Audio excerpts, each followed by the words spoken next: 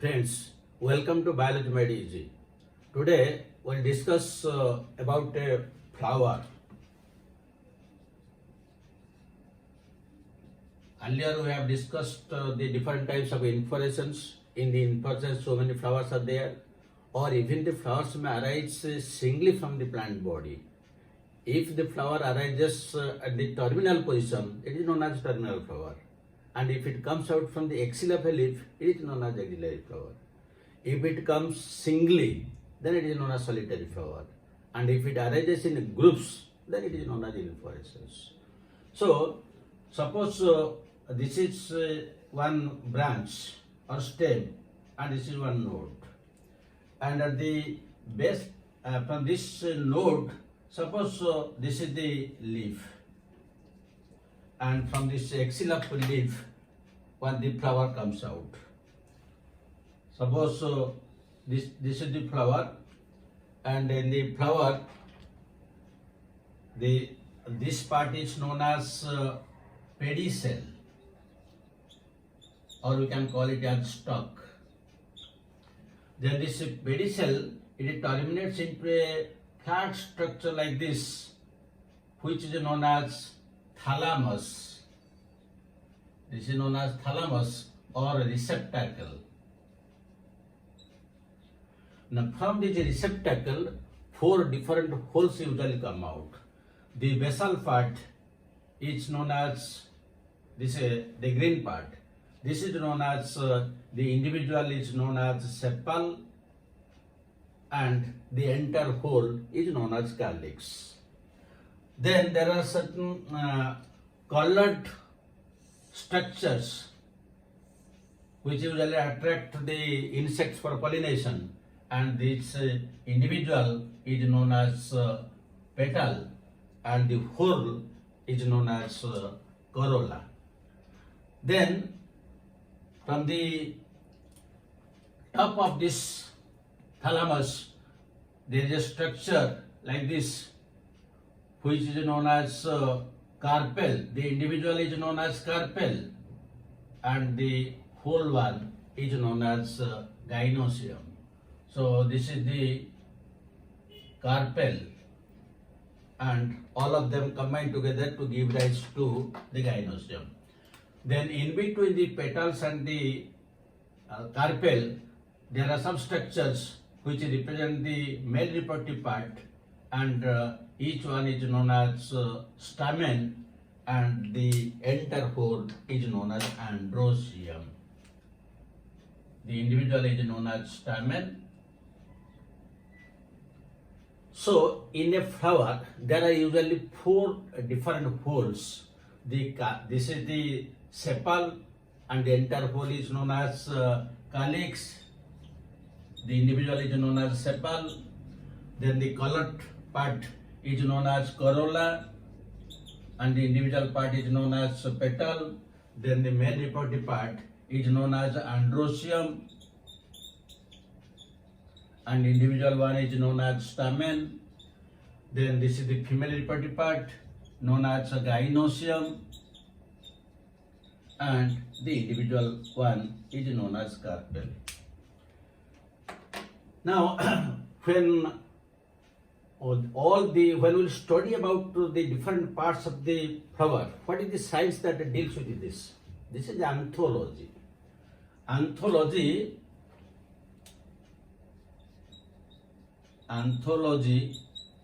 is the science which deals with the study of flowers. And when the flower opens, so that we can see all the details, that is known as anthesis. Anthesis means the opening of flowers. So when now we'll study the different parts of a flower, that means we are discussing anthology. So in this anthology, what are the different things that we'll discuss? Now, what is this flower actually? Flower is considered to be a condensed, modified reproductive shoot. Condensed, modified reproductive shoot. This statement was given by Goethe.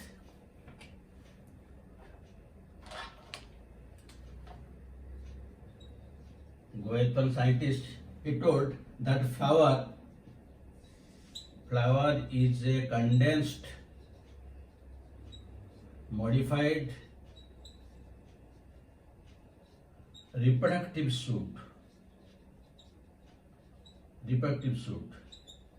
Now, what is the meaning of shoot? Shoot means stem. That means the flower is a shoot or stem where these 4 different holes are present in a condensed manner. Just if you think of, suppose this is the stem and these are the nodes. From these nodes, usually one leaf comes out, here one leaf comes out, here one leaf comes out. So that we can see that the leaves are completely separate from each other. But if the internodes will be very much condensed, so in that case all these leaves will be present together and it will appear as if all of them appear from a single point. The same thing happens here. This is the thalamus and the different internodes are condensed in such a way that it appears as if all of them come out from the same point. That is why Goethe told that flower is actually a condensed, modified. Why it is modified? Because it is modified for the purpose of reproduction. So it is a shoot, but it is modified and condensed to give rise to the reproductive part of the plant body. And this reproductive part of the plant body has 4 different holes. The lowermost hole is known as calyx, the individual is sepal, then the upper part above it is the corolla, the individual is petal. So these 2 are known as the accessory holes. The calyx and corolla are known as accessory holes because they assist only the reproduction. But the androecium and gynoecium, that means the stamens and carpels, these 2 are known as essential holes because they are essential for reproduction. Now, what is the proof that actually this flower is a modified shoot? So there are different arguments are there in favor of this, that flower is a condensed modified shoot. So what are the evidences to prove? Number 1 is the calyx corolla. These 2 holes, the calyx and corolla, these are the sterile holes. These are the sterile holes, while the androecium and gynoecium, these 2 are fertile holes. That means in the flower there are 4 holes. 2 are sterile or they are accessory and 2 are fertile holes. That means they are reproductive, that is androecium and gynoecium. And they are condensed. This is one evidence. Now come to the second evidence. The second evidence is in different plants it has been found that the internode between the calyx and corolla is elongated, and that is known as anthophore. That is known as anthophore. Anthophore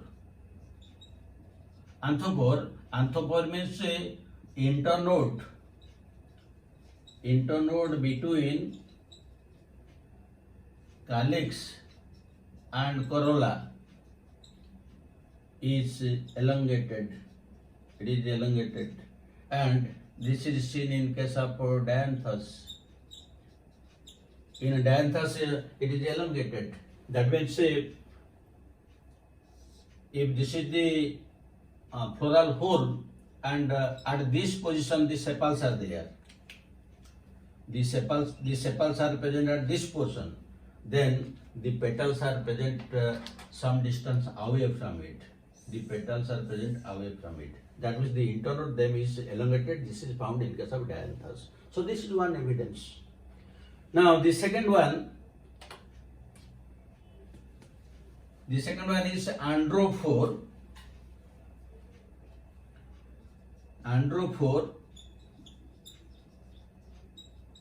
where the internode internode between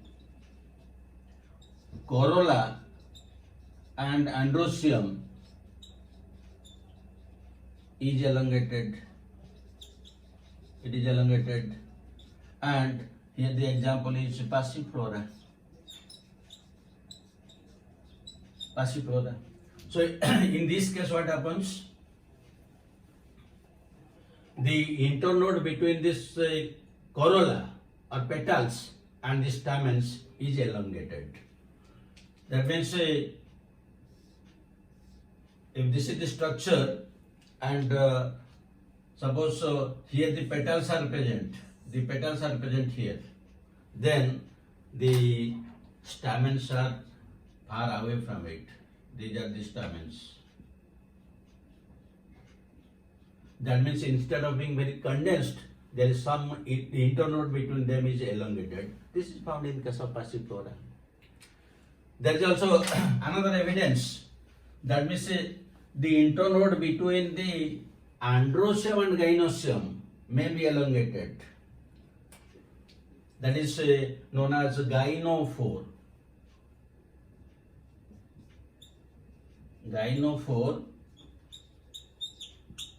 And this is, in this case, the internode between stamens and carpels is elongated, and this is usually found in case of moringa, which is known as a drumstick, and another example is caparis. So in some case, the internode between sepal and petal may be elongated. In some other plant, the internode between petal and the stamens is elongated. In some cases, the internode between the stamens and carpels is elongated. And there are also some examples where both androphore and gynophore are present. That means the internode between the sepal and stamens, as well as stamens and carpels, both are present in the same plant. So that is known as gynophore. Gynophore.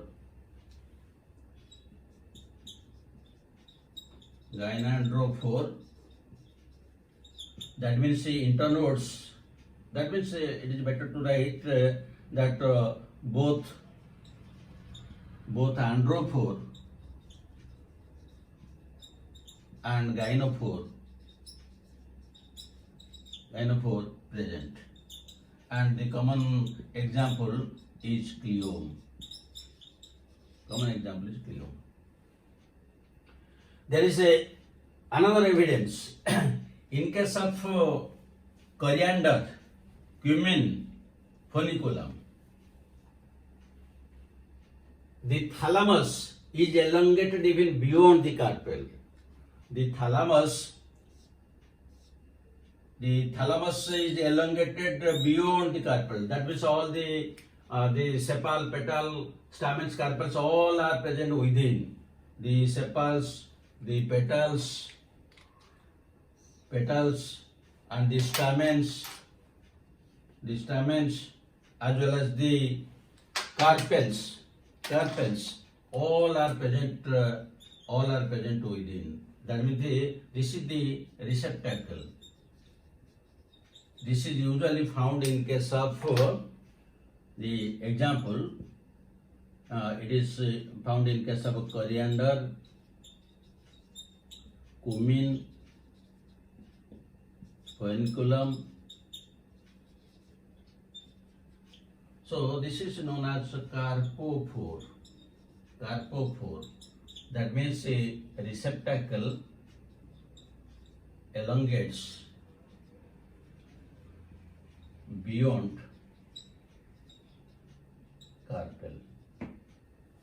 So these are some of the evidences, that means the internodes between the sepals, petals, stamens, carpels, or both these between the petals and stamens, or stamens and carpels, both are also present. That is known as the gynophore.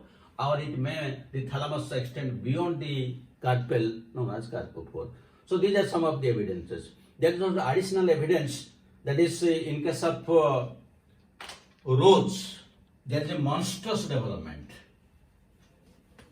Another evidence is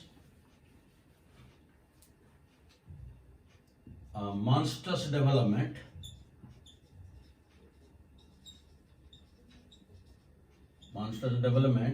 and example is usually rose. Now what is this monstrous development? Usually when one flower arises, so this is the flower, then once the flower is formed, the growth stops. But it has been observed that in some plants, in case of rose, this stem further elongates. That means the flower lies in between, then again it elongates beyond the flower. This is known as the monstrous development. That is found in case of rose. And there is also another evidence. The other evidence is in case of Mussaenda. This is the botanical name of one plant. This is usually found in all parts.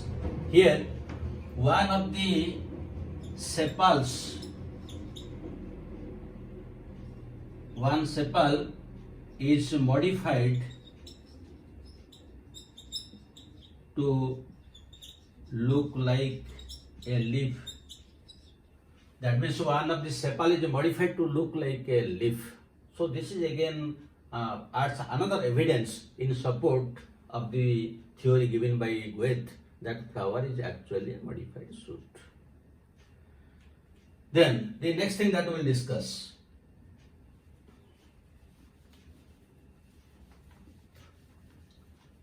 So these are the different parts of a flower. Now sometimes what happens, suppose the leaf is coming out from this axil of the leaf. In addition to this leaf, sometimes at the base of this pedicel, at the base of this pedicel, some additional leaf-like structure may be present. This is known as bract. This is bract. If this bract is present in the flower, then we'll call it as bracteate. These terms are essential when we discuss the different families. And if it is absent, then it is known as bracteate. That means we will call a flower bracteate if this additional leaf-like structure is present at the base of the pedicel. If it is not present, then the flower is bracteate. Now the bracts, it may be cephaloid or it may be petaloid. Now what is the meaning? It is cephaloid means it may look like a leaf-like. Leaf-like means a green. Then we'll call it a leaf-like. And sometimes it is petaloid means it is colored.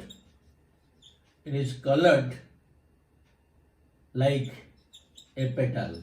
Then we'll call it as petaloid. And the common example is bougainvillea. In case of bougainvillea, the color which you see, whether it is a red color, yellow color or white color, that is actually not the flower. They are simply the bracts. And the bracts are attractive. So that is petaloid. So this is about the bract. In some flowers, in addition to this bract, in the pedicel, somewhere some additional structures, leaf-like structures may be present. Some other structure may be present. If this leaf-like structure is present, then this is known as bracteole. Again, this term is important when we discuss the different families. So you see, if a leaf-like structure is present at the base of the pedicel, it is a bract.